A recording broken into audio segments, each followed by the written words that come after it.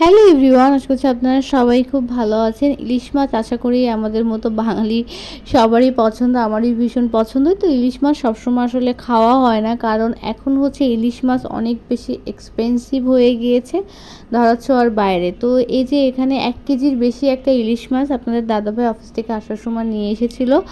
ভালো একটা ইলিশ মাছ পেয়েছে, তো ইলিশ মাছটা কাটছি। আমি মাছ কাটায় খুব একটা বেশি পারদর্শী না, আর আমার বটিতে একদমই ধার নাই, তারপরেও হচ্ছে কাটাকুটো করছি আর কি। ইলিশ মাছ আমি খুবই পছন্দ করি, আমার মেয়েও ভীষণ পছন্দ করে। তো যেহেতু একটা এই একটা ইলিশ মাছের দামই নিয়েছে প্রায় 2000 টাকা, 1950 টাকা। তো ভাবলাম যে এত টাকার একটা মাছ একটু ইয়ে করে কাটি আর কি। তো বেশি পাতলা করব না, মানে 2 ছাই করে কাটি আর কি, তাহলে ভালো হবে। আপনাদের দাদাভাই এরকম করে কাটলে পছন্দ করে ইলিশ মাছ। আর বৃষ্টিও হচ্ছে বাইরে, তো ভাবছি ইলিশ মাছ রান্না করব না ভাজি করব, এখনও শিওর না। ইলিশ মাছটা একদমই ডিম হয় নাই, ডিম ছাড়া ইলিশ মাছ খেতে ভালো লাগে। তো যাই হোক, এই যে কেটে ধুয়ে একদম সুন্দর করে আমি পরিষ্কার করে নিয়েছি। এখন কিছু মাছ হচ্ছে ফ্রিজে বেশিরভাগটাই ঢুকিয়ে মানে তুলে রাখবো আর কি, আর বাকিটা হচ্ছে আমি ভাজা করব। মাওয়া ঘাটে তো যেতে পারছি না, বৃষ্টি হলে ভালো লাগে আসলে ইলিশ মাছ ভাজা, বেগুন ভাজা। এটা এই তাল বেগুনটা নিয়ে এসেছে, এটা ভাজা খেতে খুব ভালো লাগে। আর এটা হচ্ছে ইলিশ মাছের তেল, এটা আমি সরিষার তেলে ভাজা করব। আর এটা আমি ভাজা করব হচ্ছে তাওয়ায়। আপনাদের দাদাভাই বলল যে কড়ার থেকে তাওয়ায় ভাজা করলে ভালো লাগবে। তো দেখি তাওয়ায় রুটি বানানো তাওয়ায় ভাজা করছি, কারণ মাওয়া ঘাটে হচ্ছে এরকম তাওয়ায় করে সব কিছু ভাজা করে। তো বললামই তো, মাওয়া ঘাটে তো আর যেতে পারছি না। আর আমি একবার মাত্র মাওয়া ঘাটে গিয়েছি, আর কখনো আমার যাওয়া আসলে হয়নি। তো এই যে আগে বেগুনগুলা ভাজা করে নিচ্ছি। আর আসলে এই যে আমাদের মতো নিম্ন মধ্যবিত্ত মানুষের ইলিশ মাছটা আসলে ধরাছোঁয়ার বাইরে আস্তে আস্তে চলে যাচ্ছে, অলরেডি চলে গিয়েছে। কারণ আমাদের দেশেই ইলিশ মাছ হয়, তারপরেও কেন আমরা ইলিশ মাছ খেতে পারি না, এটাও একটা ভাবার বিষয়। এত এক্সপেন্সিভ হলে আসলে ইলিশ মাছ খাওয়াটা কঠিন, কারণ খাসির মাংস থেকে আমার কাছে মনে হয় ইলিশ মাছের দামটা অনেক বেশি। তো যাই হোক, এখানে যে বেগুন ভাজা করছি, আর খিচুড়ি রান্না করছি না, কারণ সাদা ভাত দিয়েই খাবো, সাদা ভাত দিয়ে ভালো লাগে। আর আমার মেয়ে না একদমই খিচুড়ি খেতে চায় না আর কি, ওর পছন্দ না খিচুড়ি।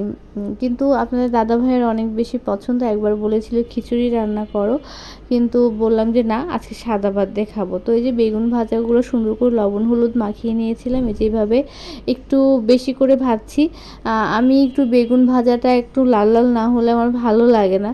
আপনারা কে কেমন খান জানি না, তবে আমরা সবাই এরকমই পছন্দ করি, একটু বেশি ভাজা খেতে আমার বেগুন ভাজা ভালো লাগে। আর আজকে বেগুনগুলো না অনেক ভালো ছিল, এরকম এই ভাজার জন্য এই বড় বড় বেগুনগুলাই আমার কাছে বেস্ট লাগে। আপনাদের দাদাভাই বলেছিল যে ইলিশ মাছের লেজা ভর্তা করতে, সেটা আর করিনি, কারণ ইলিশ মাছ ভাজা করছি। আমরা 3জন মানুষ, আমি, রিদ্ধি আর হচ্ছে তো আপনাদের দাদাভাই।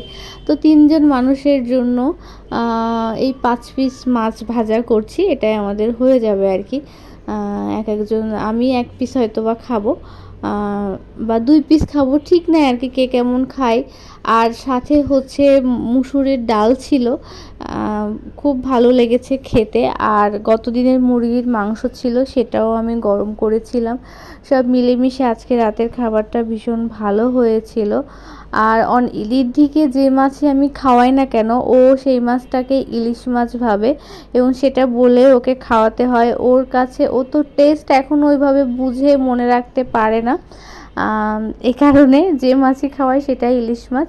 তো ওখানে হচ্ছে আমি কিছু মরিচ ভেজে রেখেছি, শুকনা মরিচ, কারণ এটার সাথে শুকনো মরিচ না ভাজলে ভালো লাগে না। আর আমার সব থেকে ভালো লাগে হচ্ছে ইলিশ মাছের তেল দিয়ে ইলিশ মাছ ভাজা, বেগুন ভাজাও ভালো না হলেও চলে।